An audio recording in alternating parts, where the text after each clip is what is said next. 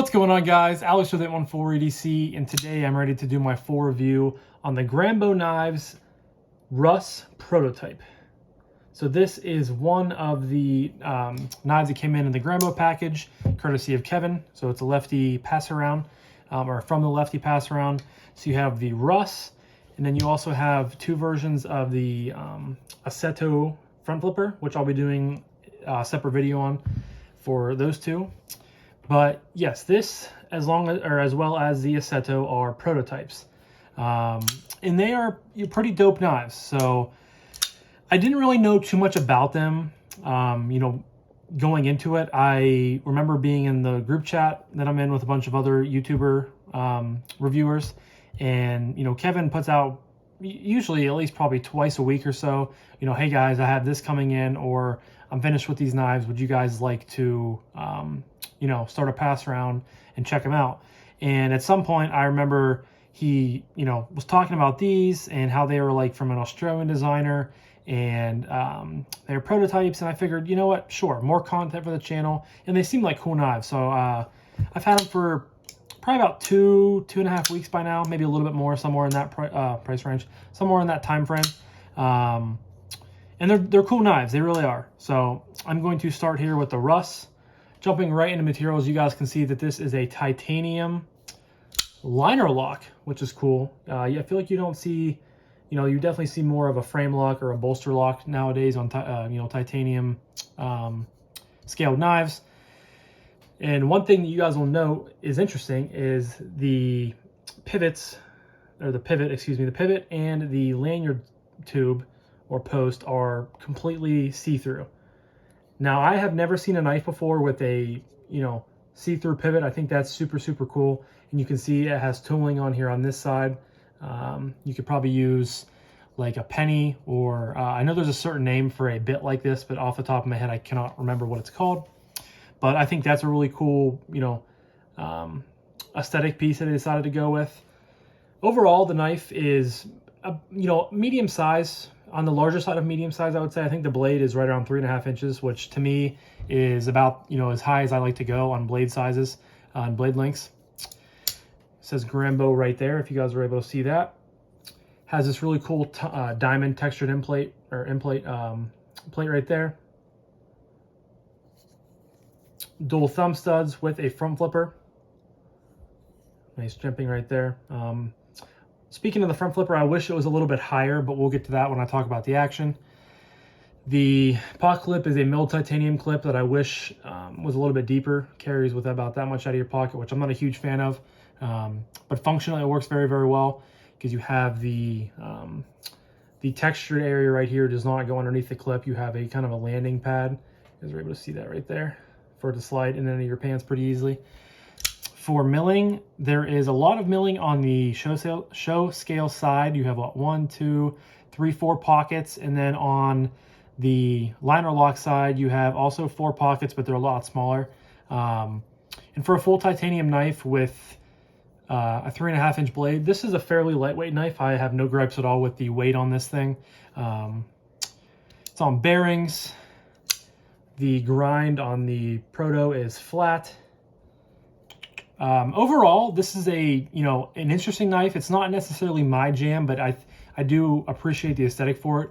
To me, the blade shape kind of looks like a cross between a Terzola design and a Les George design.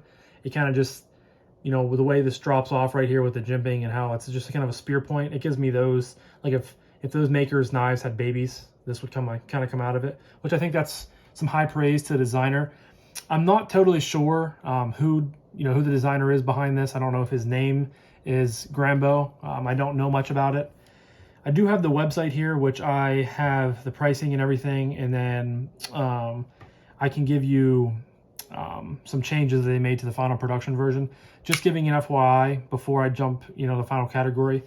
This pre-order is closed, but I will leave a link in the description down below if you are interested in keeping up with it. I'm not sure if whenever the pre-order ships, if they're going to get more in to do like a drop.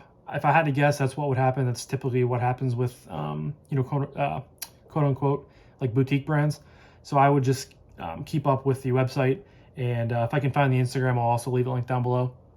But yeah, so materials are all good, very high end. The blade steel is, I believe it's M390. Where it's at? Yes, it's M390. Kind of forgot to mention that. So nice premium blade steel.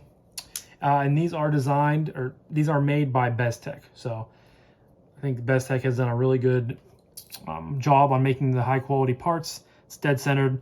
Fit and finishing is really well done on these. They seem like some, good quality knives. So next up is action. Let's move into the action portion of the segment. I sound like a loser, guys. But you have the thumb studs, dual thumb studs. One other thing before I forget, the paw clip is only right-hand carry. It's not reversible for left-hand carry, so that's kind of a sucks for lefties. But thumb stud action, very, very snappy. This thing has a very nice detent. You guys can hear it sucking back into place. It's kind of hard to tell off camera or on camera, but sucks back into place. You just get a really good purchase and it thunders out of there. So the thumb flick is super, super nice, super crisp. I do have a little bit of an issue at times with the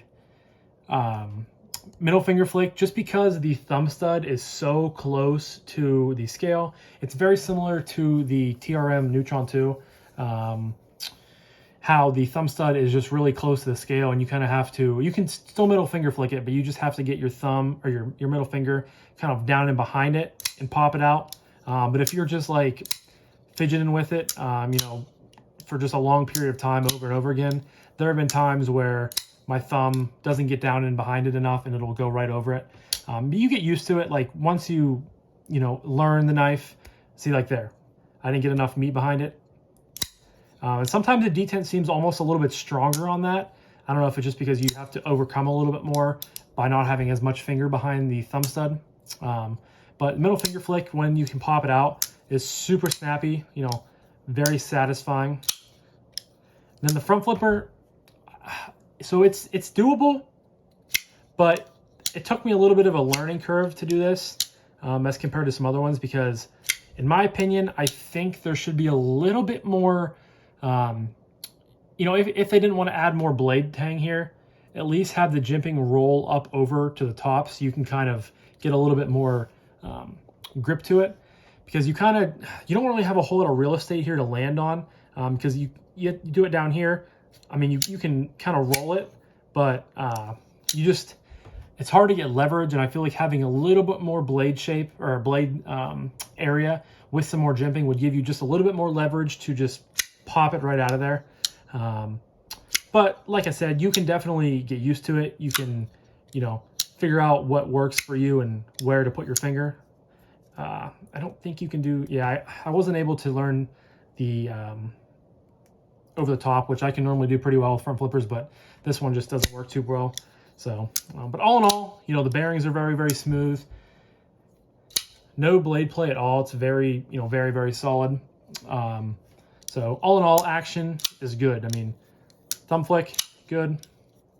Middle finger flick works, 8 or 9 times out of 10. And then the front flip is also good whenever you can get it. You can probably get it, 5 times out of 10. But the detent, I know sometimes people struggle to tune the detent for multiple deployment methods. Like oftentimes if you have a front flipper with obviously this doesn't have a flipper tab, but some knives have a front flipper, a flipper, and thumb studs, and it's hard to get the detent to be tuned for all three. So typically one detent on one of the opening mechanisms per se is going to be a little bit lighter, but I feel like on this knife, personally, I think they have the detent tuned pretty well for all three, so I have to applaud them on that. But then you can see the closing actions, very, very smooth.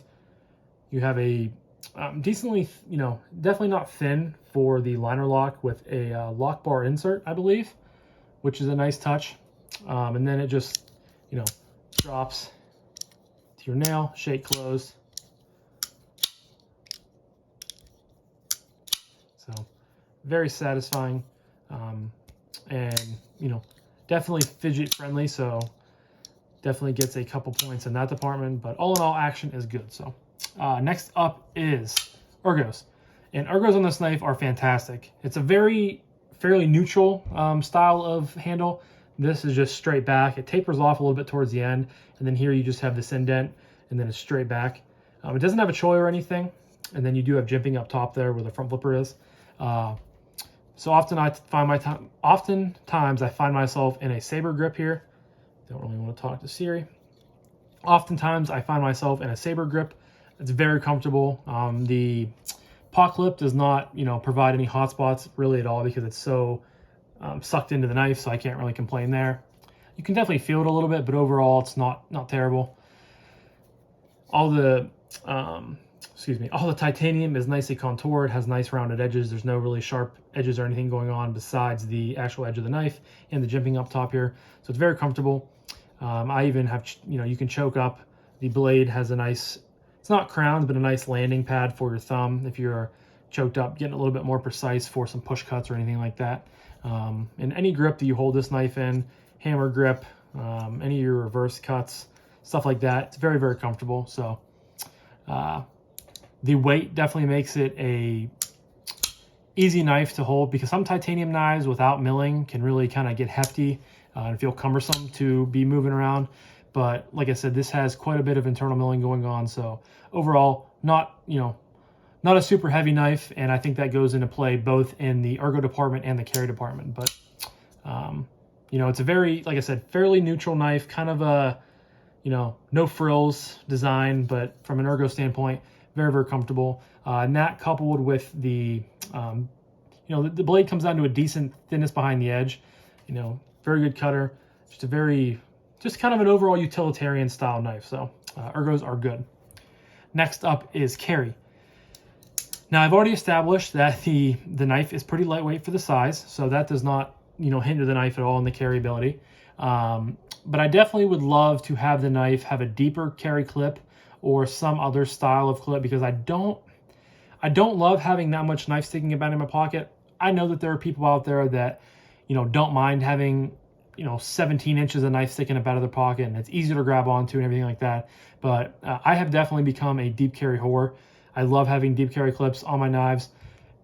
Yes, I can agree to having, some milled titanium clips as long as they carry fairly deep and they're not, not a ton of knife sticking up out of your pocket, because oftentimes on a little bit nicer knife, a milled clip does look more kind of premium than deep carry clips can, they tend to look.